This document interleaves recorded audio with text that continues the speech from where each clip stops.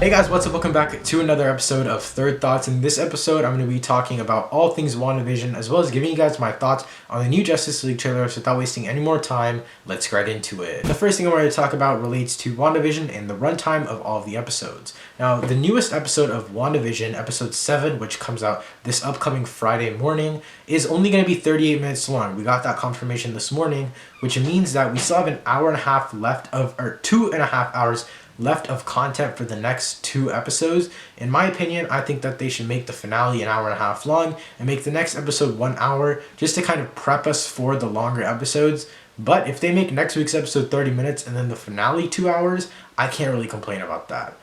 Next thing I wanted to talk about was the possible cameos that are going to be happening in the show. Now, I think there's going to be 1 cameo per episode, which means there's going to be 3 more cameos. Next episode, I hope that the cameo is the aerospace engineer. Personally, I want it to be Reed Richards. Now, it doesn't have to be Mr. Fantastic, because we know that the Fantastic Four movie is only going to be an origin story. So that means that Mr. Fantastic probably doesn't have his powers yet, and neither does anyone else in the Fantastic Four. Now, what does this mean for Reed Richards? Now, I think that if we just saw someone, the actor who's playing Reed Richards, walk in the background or talk to Monica, play a small part in the show, introduced as a super small side character that we just get a few lines in with, or even just one conversation with Monica, I think that would be awesome to see. Personally, my fan casting has been John Krasinski. Ever since the beginning of whenever these fan castings started, I was on that John Krasinski train from the very beginning, and I don't really see why not having John Krasinski. Now, there's this one Indian dude, I'll put his picture up on screen right now. He's been making a lot of tweets and all that kind of stuff regarding Fantastic Four and Mr. Fantastic, so I feel like it might be him. Personally, I really don't want him as Mr. Fantastic, but I do think it would be cool to have honestly anyone, and I think it would just be cool to have him as a cameo in this episode.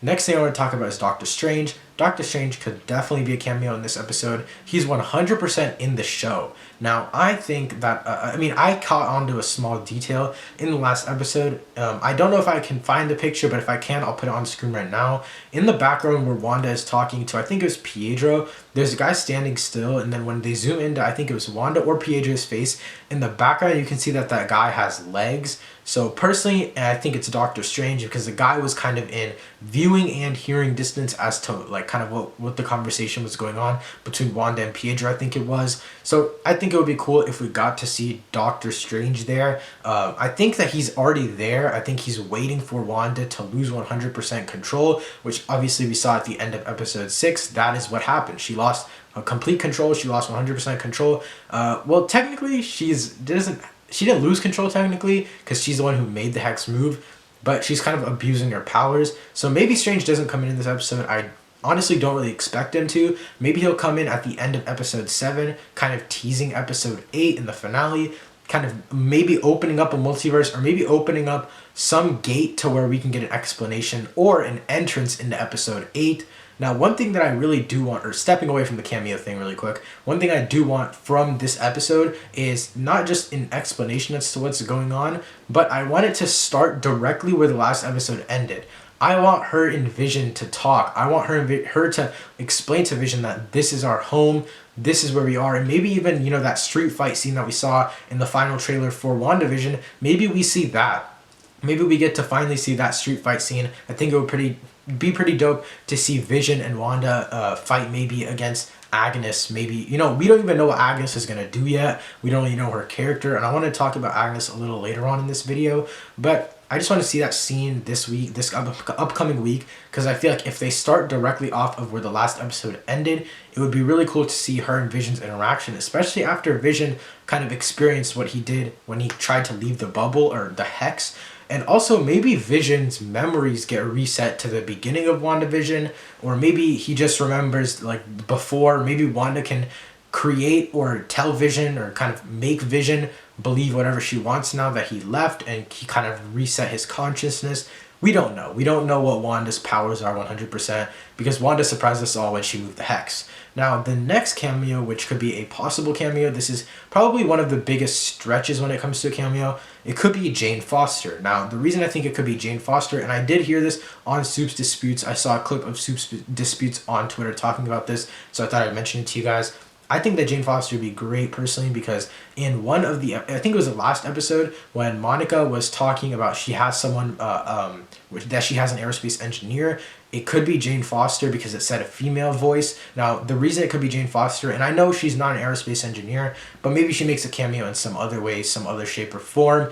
But one reason it could be Jane Foster is because in the comic books, she has a timeline, or her character gets cancer, and I think it would be a cool way to implement that plot line if they're going to do that. And if I'm not mistaken, her cancer goes away whenever she lifts Thor's hammer. But I think it would be a cool way if they're going to introduce that plot line, to introduce it maybe when she kind of gets kicked out of the hex. That's when she gains cancer, and then she picks up Thor's hammer in Thor 4, and maybe that's how it works. Episode 6 also kind of crossed out a bunch of theories that we had. It literally was kind of there. It felt like it was kind of there just to shut down all of our theories, because literally it felt like the episode was just there to cancel out everything that we thought before. One example of that is kind of Agnes maybe not being evil. That was one of the fan consensuses, that maybe Marvel was kind of tricking us in the beginning by painting Agnes as evil, but maybe she's not anymore.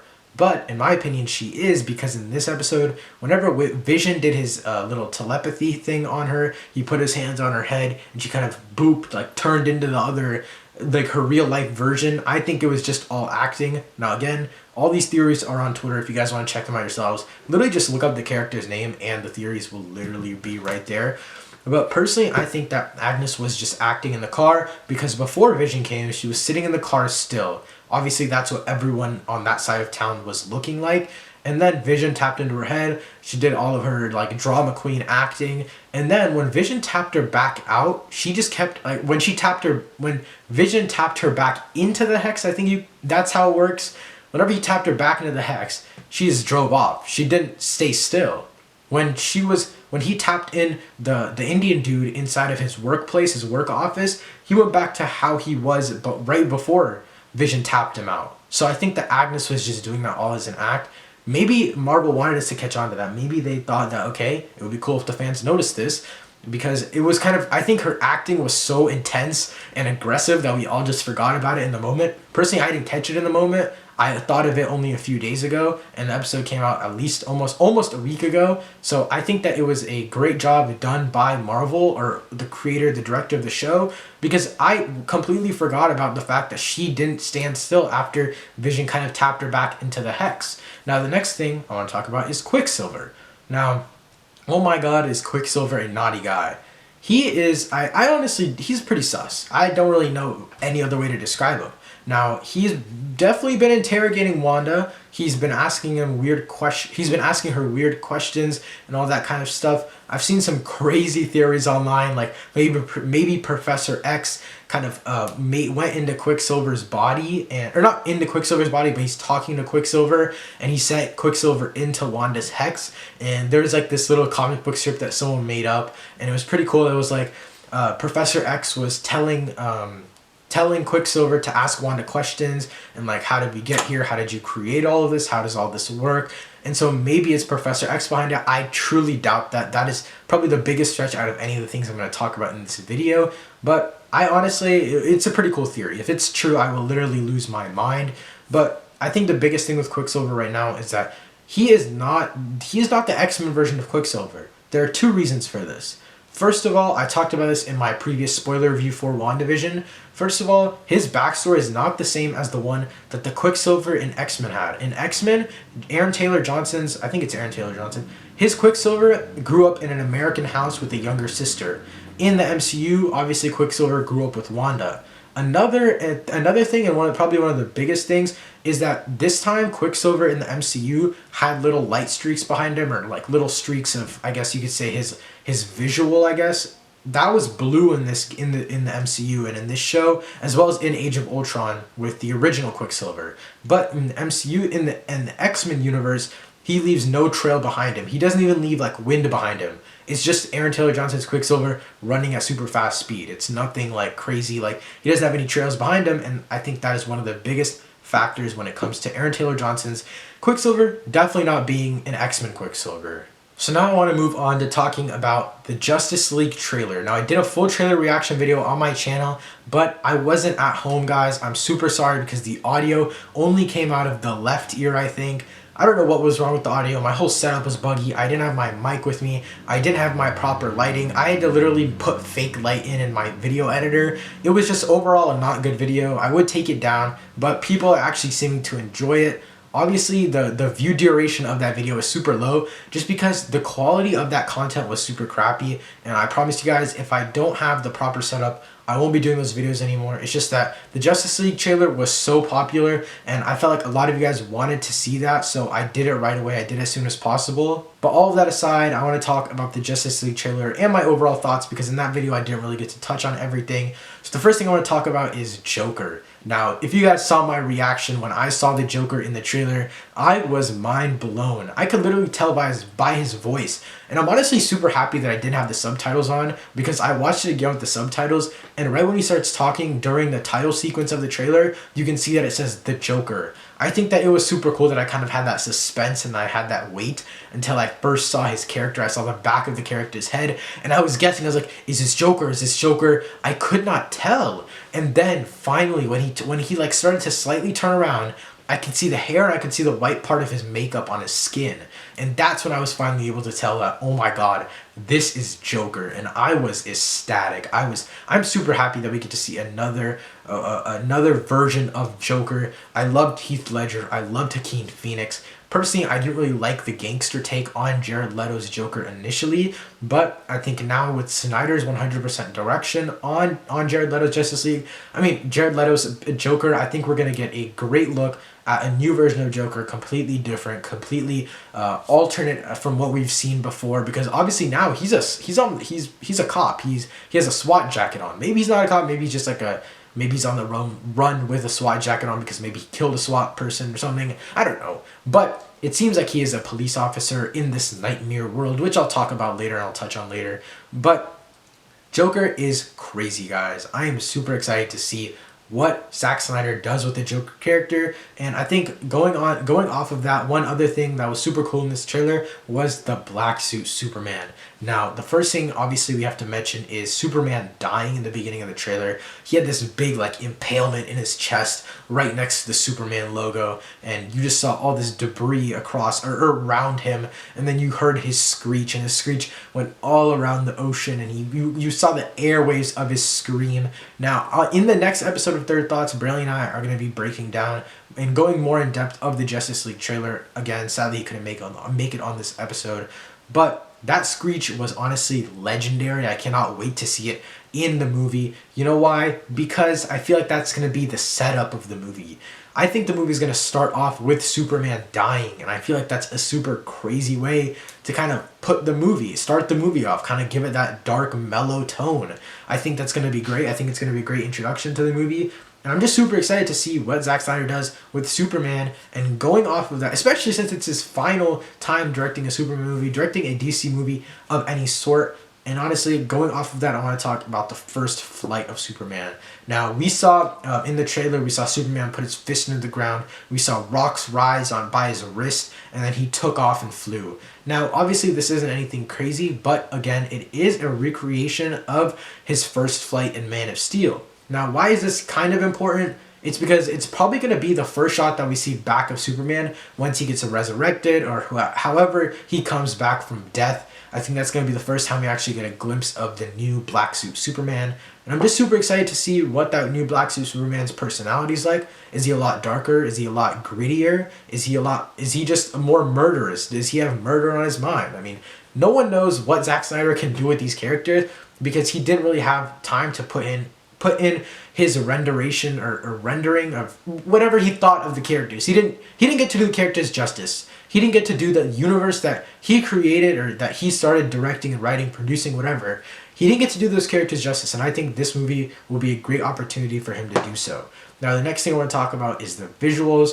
Obviously, Zack Snyder is known for his visuals in his movies, and I'm super excited to see the visuals in the trailer. I was super excited, but I'm still kind of worried because his visuals in his trailers are always crazy. Man of Steel, Batman vs. Superman. Even in the Watchmen trailer, His visuals were insane. But the movies were I didn't really like Batman vs. Superman or Man of Steel. I was a slight fan of Watchmen. If you guys haven't already seen Watchmen, I recommend you do so. It was pretty fun. It was a nice watch. It was a great superhero team-up movie. But I think that the visuals in the trailer will will hopefully translate to the actual movie. I really hope they do. And if they don't, I think it's going to be one of the biggest disappointments, because that is what Zack Snyder is known for. Now, obviously, this movie had the remake of Justice League, the Snyder Cut, had a lot bigger budget. It had a lot of budget, especially compared to, like, it's 4 hours long. It had a pretty big budget. They're only using 20 to 25% of the initial Justice League movie. So I feel like obviously Zack Snyder had to have a pretty big budget, and I just hope that he put it to good use. I hope he did enough practical effects. I hope he did enough green screen effects.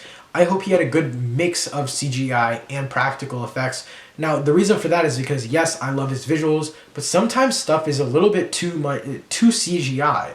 For example, the ending of Aquaman, the final battle in Aquaman, the entire thing was basically CGI except for the people. It was just people on a green screen and blue screen walking around and fighting each other. I don't want that in this movie. I want there to be actual practical effects. That is one reason why Wonder Woman looks so good, the original Wonder Woman movie. For example, whenever she was going through that battlefield, you saw the explosions going off behind her. Those were all real effects. Those are all real practical effects. And that's why the movie looks so good and gritty. Now, I think one thing to move over to in this video, whenever we're talking about visuals, is again the 4-hour runtime. Now, personally, if I was a regular viewer, an average watcher, I would only watch an hour of the movie, or maybe even 2 hours, and if I didn't enjoy it, I would put it away. I wouldn't touch it again. I would not open it back up. I wouldn't feel forced to watch the whole 4 hours, even if I hated the first Justice League movie, but I felt like giving Zack Snyder a shot at redemption. If you're not feeling the movie in the first 2 hours, don't waste your time and watch the next two.